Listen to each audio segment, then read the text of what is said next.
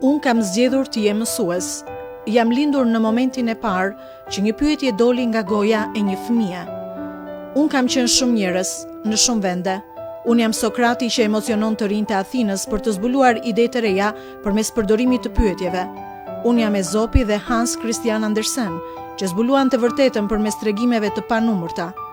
Unë jam Marva Collins, që luftoi për të drejtën e çdo fëmie për arsimim.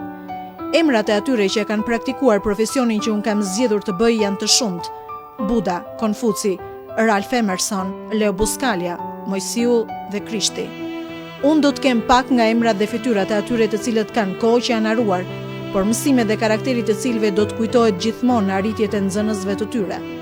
Gjatë gjithë rrjedhës së një dite, mua do të më duhet të jem aktore, mike, infermiere dhe mjeke, trajniere, gjetse objekteve të humbura, psikologe, prind zvendësues, shitse, politikane dhe një portiere e mire besimit. Hartat, tabelat, formulat, foljet, tregimet dhe librat në të vërtet nuk më mjaftojnë për t'i mësuar, pasi nxënësve të mi më duhet të mësoj veten e tyre dhe unë e di se më duhet bota e tërë për t'i ndihmuar ata të gjejnë se kush janë. Unë do të jem një paradoks. Sa më shumë do të dëgjoj, aq më fort do të më duhet të flas. Dhuratat e mia më të mëdha do të jenë ato që unë dëshiroj të marr nga nxënësit e mi. Pasuria materiale nuk është një nga qëllimet e mia, por gjithkohës do të jem një kërkuese thesaresh, kërkuese e talenteve dhe aftësive të nxënësve të mi, duke mos i lënë ato të fshehura brenda tyre.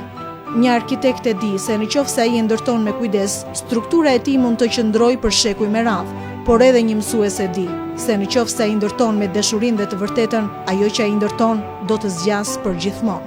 Unë kam zgjedhur të jem mësuese.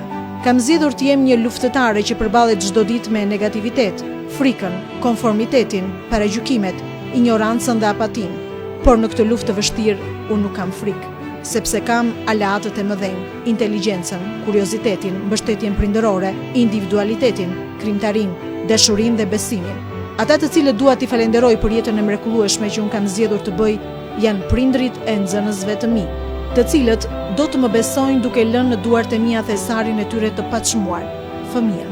Kështu unë do të kem një të shkruar të mbushur me kujtime dhe një të tashme që do të jetë plot sfida, aventura dhe gëzim. Kam zgjedhur të jem mësues dhe jam i lumtur teksa e mendoj këtë gjë çdo ditë.